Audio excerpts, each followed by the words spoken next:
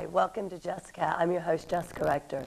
You'll have to bear with me today. I'm a little hoarse, a little sick today, but we're still going to have a fabulous show today.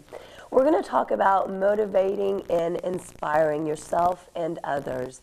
And my guest today has a lot of experience doing this. Please welcome him, Robert Baer. Thank you very much. Thank you for joining me today. Tell us a little bit about your experience in this. Well, I had an accident when I was in my early 20s. What kind of accident? It was a motorcycle accident. Okay. No helmet. And I had this near-death experience from this motorcycle accident, which I found out 1 in 20 people have. Little statistic. I'm a man of statistics. Love statistics. That's more common than I think a lot of people would think, though. A book by Dr. Raymond Moody years ago did this. He was an ER doc and did this whole question and answer to people who'd gone through these experiences. And basically, I mean, I left. I could see my body on the ground. Right. I experienced sort of a euphoria, which who's to know whether it's really this feeling of leaving the heavenly bounds, but I felt peace and comfort. So I have, right now in my life, I have no fear of death. Right. And a lot of people. That's unique. It's pretty, that's a universal fear. Is it because you went through that? Because I went through that, and because I realized, for myself anyway, that there's a lot more than what we see. Right.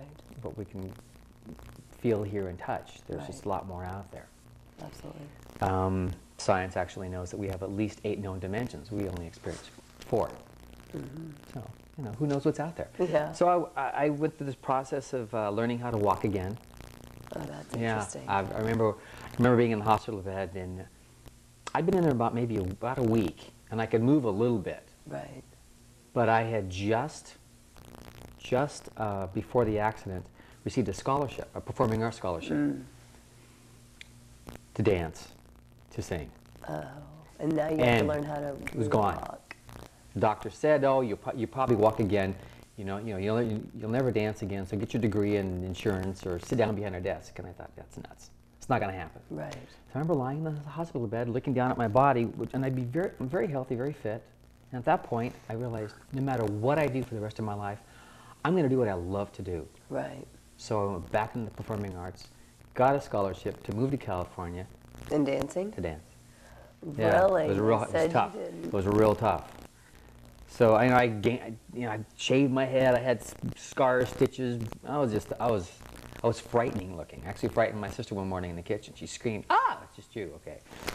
So I just realized that it's a short life. Yeah. And I absolutely. take nothing for granted. And the more time goes by, I realize that. I seize every opportunity. I mean, if I think I'm tired, I just think about people in my life that have it worse. Right. And I'm inspired to do more. How do you motivate yourself? By thinking of specific things. One in particular is knowing that your health can be taken away from you like that. That it's the number one thing you should... Is that contagious? No. It's the number one thing really? you actually have control of, mostly, is your health.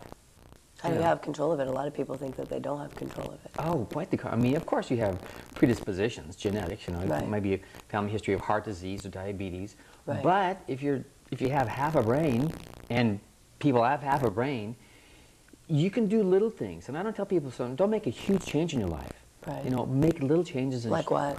Well, instead of having a whole egg, have egg whites. Reduce your cholesterol levels.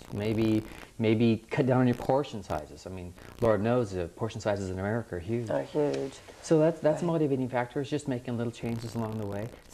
Helping people. People who don't have what you have. Just when you think you don't have enough, hey, somebody else out there does it. Someone has less. Yeah, that's absolutely true. Well, how do you recommend, or what do you recommend to people who think, well, maybe they don't need to be inspired or motivated in any way? Good for them. Kudos. I mean, bottom line is, if you can wake up in the morning and say, you know what, I love my life, or at least really like my life, that's a big plus, and share it. But what if they can't find anything inspiring? Where are they supposed to look?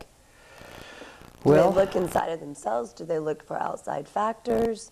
Everybody's different. I mean, some people might look inside themselves and say, you know what do I want? What am I missing? Or what do I need? Or should I need to set a goal? I love setting goals. Right. Short-term and long-term goals. Right now, my goal I'm doing a 100-mile bike race again in March this next year. And that to me it's a goal. It's attainable. It's a 3-month goal. I can do this. Let's talk about goals for a minute. How do you know what kind of goals you should be setting? Because a lot of people set goals and they don't ever reach them. They'll do like this little baby step and be like, I give up. No, it's okay. You know, a little bit of and I kind of refer to this in fitness and exercise terms because I'm a personal fitness trainer. I help people stay in shape. Right. That's how I motivate them. Maybe it might be a subject matter other than just exercise. But the difference between a little exercise and a lot of exercise is about that much. And the difference between no exercise and little exercise is about that much. So a little bit goes a long way. And that can be, as you were talking about goals, a little short-term goal. So you don't hit the goal. At least you're directing yourself. You know? You get up to the plate, ball players, they get up to the plate. Out of 100 times, they might go through a streak where they strike out 30 times. Right. But you don't quit, you don't give up. You don't know unless you get up there too. Absolutely. You just never know until you try. Well, like it's hard for me because I cannot get motivated to work out at all. Like I can think of any excuse to not go to the gym.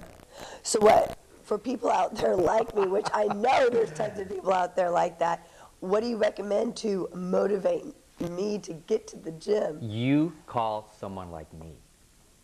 You contact someone in your neighborhood. You get a hold of a trainer. And it may not only take one session just to get you in there and give you a specific black and white simple plan. Keep it simple. I love the acronym KISS. Yeah. Keep it simple, stupid.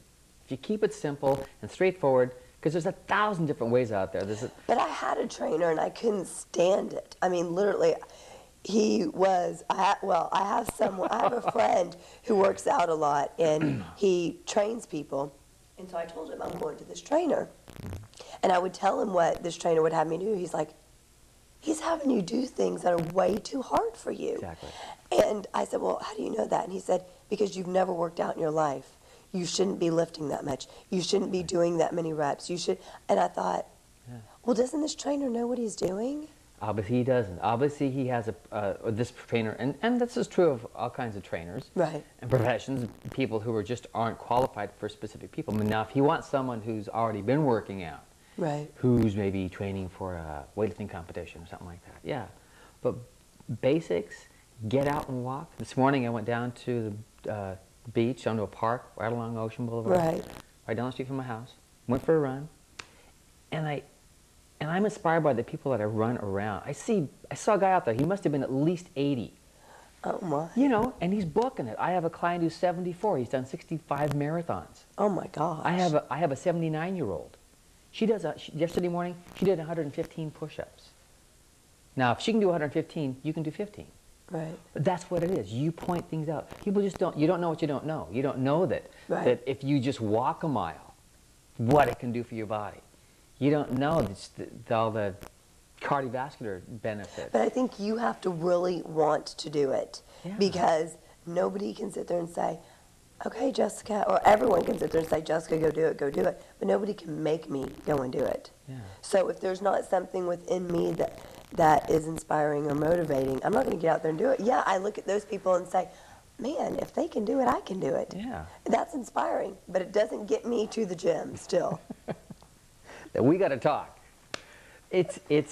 Well, and it's the first step too. Like once I get to the gym, I'm good. Yeah. I will stay at the gym and I will do it. I don't leave early and try and like wimp out. I will stay there, but it's getting there. Yeah, take the first step.